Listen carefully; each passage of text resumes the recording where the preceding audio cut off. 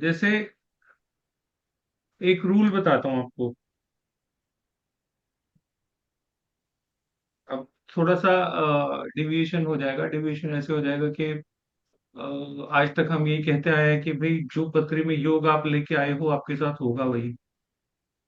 Planet भी असर देगा, लेकिन देशकाल परिस्थिति के बिना कैसे असर देगा? नहीं दे सकता ना। तो सबसे पहली चीज जो हमारे पे असर करती है, जिसको हम बार बार ज्योतिष में बोलते हैं, वो है देशकाल परिस्थिति। और अगर आप थोड़ा सा अपना पॉइंट ऑफ व्यू चेंज करके देखो, तो देशकाल परिस्थिति जिसको हम कहते हैं वो है ट्रांजिट। तो परिस्थितियां ट्रांजिट से ही तो बनेगी, है ना। तो जब हम कहते हैं देशकाल परिस्थिति के हिसाब से सारी प्रिडिक्शन होगी, तो इसका मतलब है ट्रांजिट जो हमारी पृथ्वी में योग है उसमें भी, और जो योग नहीं है उसमें भी ट्रांजिट का इम्पैक्ट तो सभी में है ना। लेकिन हम क्या कह देते हैं, तुम्हारी पृथ्वी में योग नहीं है तो ये नहीं होगा। ऐसा नहीं होगा।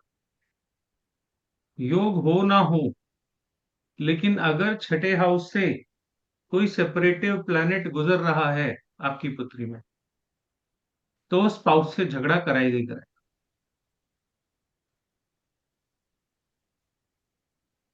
क्यों? सातवां घर प्यार का है, छठा घर दुश्मनी का है। किससे? स्पाउस की दुश्मनी। तो आपकी जो डेली लाइफ में स्पाउस से थोड़ी बहुत झड़प होती है, वो भी तो कहीं ना कहीं पत्री में होगी, दिखेगी ना। आप कहोगे नहीं सर मेरी पत्री में तो कुछ भी नहीं दिख रहा है ऐसा, फिर भी हुआ, कैसे हुआ? प्रणाम सर। नाम जी। वो ऐसे हुआ क्योंकि आपकी पत्री के छठे हाउस से, छठे हाउस क्या है कालपुरुष की कुंडली में, स्पाउस से झगड़े का घर। अब वहां से कोई ट्रांजिट में रेट्रो प्लैनेट गुजर रहा है, चाहे 3 महीने के लिए गुजरे चाहे 1 साल के लिए गुजरे, है ना। या जो परमानेंट रेट्रो होता है राहु केतु, वो गुजरे, तो वो साल तो झगड़े वाला जाएगा। ठीक है। अब कर्क में से मंगल निकल रहा था पिछले दिनों। अपनी अपनी पत्री में देखो, कर्क में मंगल में आपकी जिंदगी में क्या हुआ। ये तो नहीं हो सकता कि रिजल्ट ना आया हो। कुछ तो हुआ ही होगा ना। अपनी अपनी पत्री में देखो, कर्क राशि कौन से हाउस में बैठी हुई है, उस हाउस से जुड़ी हुई कौन सी चीज के कारण आपका कोई झगड़ा हुआ, या कितने लोगों को बीपी की गोली शुरू हो गई। क्योंकि चौथी राशि किसकी है? हार्ट की है। रेट्रो मंगल हो गया तो हार्ट में हलचल पैदा करेगा वो, है ना।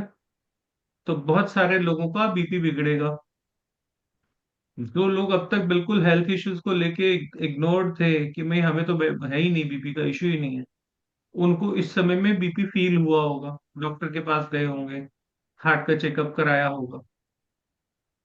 ठीक है। दूसरी तरफ देखो, अगर आपकी जान पहचान में कोई हार्ट स्पेशलिस्ट डॉक्टर है, उसके पास भीड़, उसके पास अपॉइंटमेंट्स बढ़ गई होगी, जाएगा तो वही ना। हार्ट का पेशेंट हार्ट डॉक्टर के पास जाएगा ना।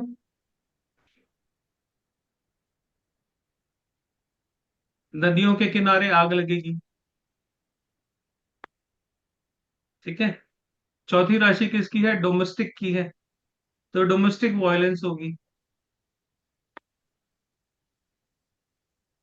मंगल वायलेंस है ना। डोमेस्टिक वायलेंस कैसे हुई? पूरा का पूरा लॉस एंजलिस जल गया। इससे बड़ी डोमेस्टिक वायलेंस क्या हो सकती है? वही तो है ना। तो ऐसी बहुत सारी चीजें, इमोशनल लोग जितने होंगे वो इन दिनों बहुत परेशान हुए होंगे। चौथी राशि किसकी है? इमोशंस की है ना। तो जो लोग थोड़ा इमोशनल काइंड ऑफ लोग हैं, उनको पिछले जितने भी मंगल के रेट्रोगेशन के दिन गए हैं, इन दिनों में बहुत मेंटल लेवल पे स्ट्रेस हुआ होगा। बहुत से इमोशनल लोग होंगे जो इन दिनों में सेल्फ पिटी होके रोए होंगे। हाँ मेरी ही गलती है, मेरी गलती है, इमोशनल आदमी ऐसे ही करता है ना, मेरी ही गलती है, सब मेरी ही गलती है। तेरा भी पाप मेरे सर, तेरा भी पाप मेरे सर, तेरा भी पाप, सबके पाप मेरे ही हैं। ये क्या है?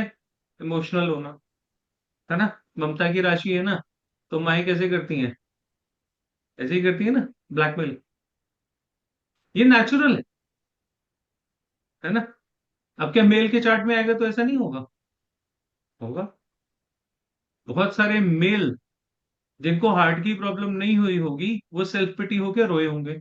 बहुत से लोगों का इमोशंस एकदम अप होंगे। खासतौर से उन लोगों का जिनका चंद्रमा जिस दिन टॉरस में आया होगा, या मून जिस दिन कर्क में आया होगा, उस दिन वो रोए होंगे पक्का। कहीं ना कहीं इमोशंस को मंगल डिस्टर्ब करेगा ना। बड़े बड़े बहादुर लोग इन दिनों में फेल हो गए होंगे, क्योंकि कर्क राशि में मंगल की चलती नहीं।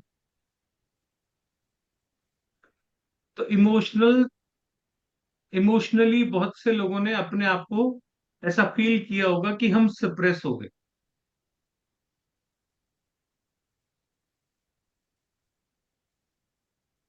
ऐसे ही हर रेट्रो प्लैनेट गोचर का देशकाल परिस्थितियां निर्माण करता है, तो देशकाल परिस्थितियों से हम बनते हैं। कोई ना कोई प्लैनेट तो रेट्रो होता रहता है।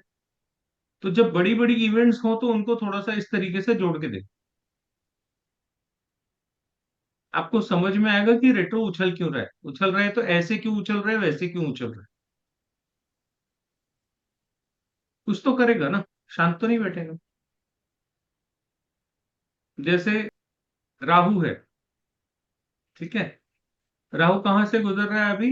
पिछले 1.5 साल से। अभी तो राशि बदलेगा 18 मई के आसपास, है 12 ना। साइन। 12 साइन। 12th साइन में गुजर रहा है, ठीक है। 12th साइन में क्या है? 12th साइन किस चीज का है? पैरों का है। 12th साइन किसका है? पैरों का है, ठीक है। और वहां पे राहु आ गया। 12th हाउस किसका है? नींद का है, सोने का है। वहां पे राहु आ गया। तो बहुत से लोगों को इस दौरान इंसोमेनिया की दिक्कत हुई होगी। 12th हाउस राहु है, आपने सुना पिछले दिनों बहुत से लोग देश छोड़ के विदेश चले गए।